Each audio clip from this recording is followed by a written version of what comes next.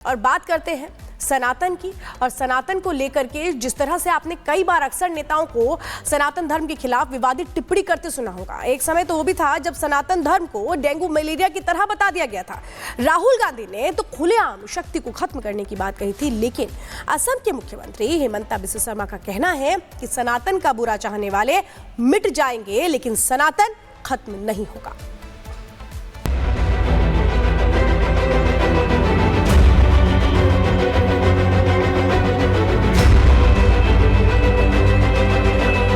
राहुल गांधी, ममता बनर्जी सोचते हैं कि हिंदू खत्म हो जाएगा। नहीं, आप खत्म हो जाएगा, हिंदू कभी खत्म नहीं होगा।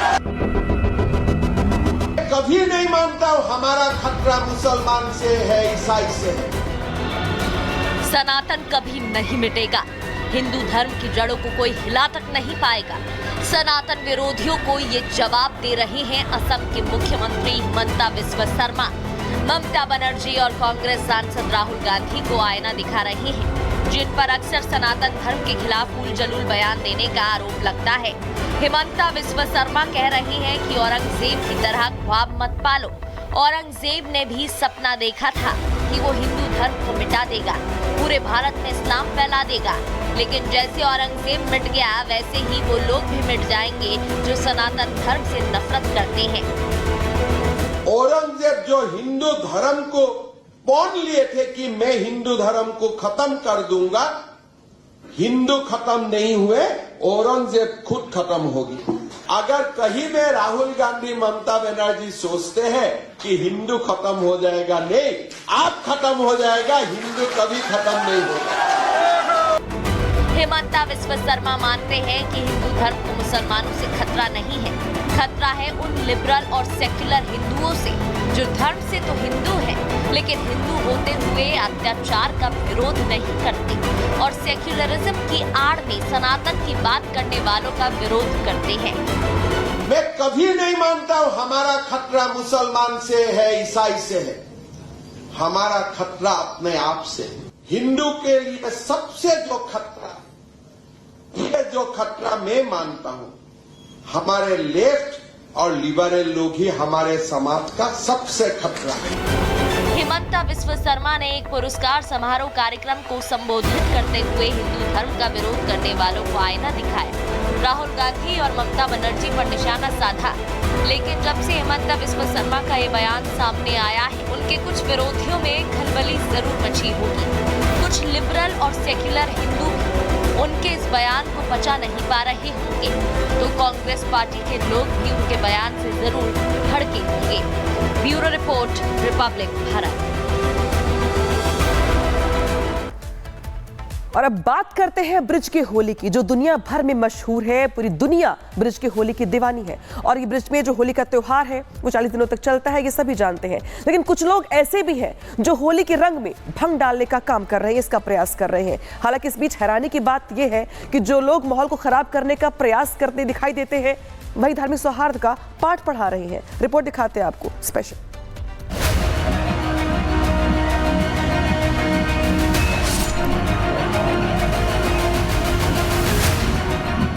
ब्रिज की होली का रंग भक्तों के सिर चढ़कर बोलता है।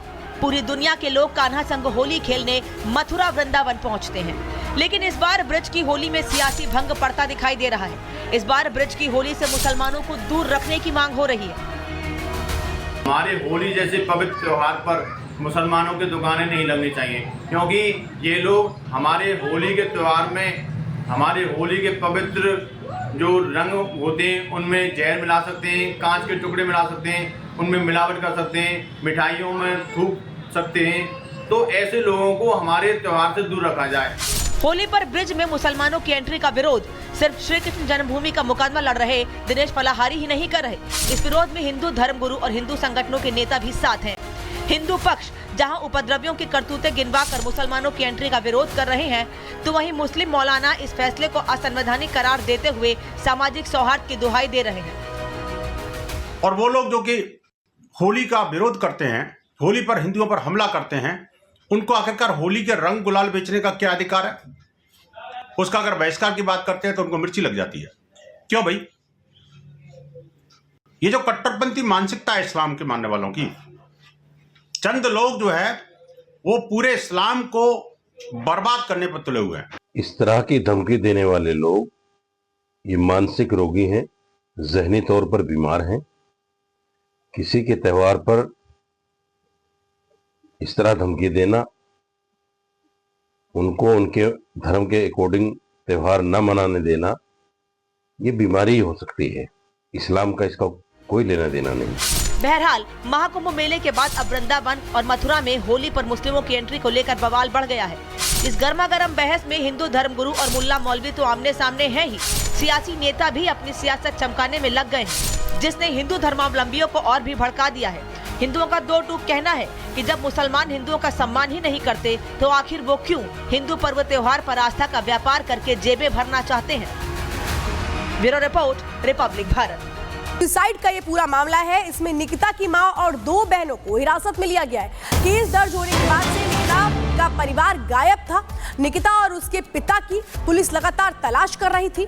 निकिता ने हालांकि खुद को बचाने के लिए एक वीडियो भी बनाया था, लेकिन जिस तरह से तमाम वो आरोप लगे थे, मानव जो लगातार बड़े आरोप लगा रहे थे और किस तरह से परेशान थे, और उस परेशानी में उन्होंने अपनी जिंदगी को खत्म करना ही सही कदम समझा। और इस वक्त आपको बता दें, जो कोशिश है पुलिस की वो निकिता तक पहुंचने की है, क्योंकि निकिता ने कई बातें कही, लेकिन मानव ने जो बातें कही, जो चैट सामने आई, जो मानव की बहन ने मानव की मौत के बाद सामने रखी, उसमें बहुत सारी ऐसी बातें थी जो चौंकाने वाली थी। लेकिन इस वक्त आपको बता दें, निकिता और उसके पिता की पुलिस तलाश कर रही है। निकिता की मां और 2 बहनों को हिरासत में लिया जा चुका है। आगरा से पुलिस ने ये हिरासत में लिया है और अब आगे की जो इंफॉर्मेशन होगी वो मां और दोनों बहनों से होगी कि आखिर निकिता कहां है, निकिता कहां हो सकती है। निकिता की लोकेशन को ट्रेस आउट करने की लगातार कोशिशें हो रही है। एक रिपोर्ट देखिए।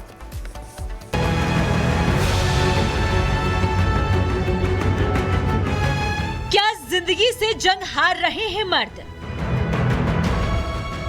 क्या परेशानियों से तंग आ चुका है पुरुष वर्ग? क्या बढ़ती जा रही है प्रताड़ित पतियों की तादाद? क्या शादीशुदा पुरुषों को न्याय नहीं मिल रहा? क्या प्रताड़ित पतियों की कहीं नहीं होती सुनवाई? ये सवाल आज हर तरफ गूंज रहे हैं। सुनाई दे रही है तो मर्दों के दर्द की करहा, और उठाई जा रही है तो न्याय की आवाज, जिसने हर किसी को सोचने पर मजबूर कर दिया। अतुल सुभाष की ही तरह सुसाइड करने वाले मर्दों की दर्द भरी कहानी देश के हर कोने से देखने को और सुनने को मिल रही है। ताजा मामला आगरा से सामने आया था। टीसीएस कर्मचारी मानव शर्मा ने आत्महत्या की। पत्नी से परेशान होकर मानव ने फांसी लगाई। मानव ने पत्नी पर धमकाने का आरोप लगाया। 6 मिनट 57 सेकंड का वीडियो बनाकर लाइव सुसाइड किया। निकिता ने मानव के आरोपों को गलत बताया। 30 जनवरी 2024 में हुई थी दोनों की शादी। मगर मानव शर्मा इकलौता नाम नहीं जो पत्नी की प्रताड़ना का शिकार हुआ हो। मानव की खबर के साथ ही एक और मामला सामने आया। आगरा के अचनेरा में जितेंद्र ने आत्महत्या की। गर्लफ्रेंड की प्रताड़ना से परेशान होकर जान दी। युवती ने पैसे हड़प कर शादी से इनकार किया था।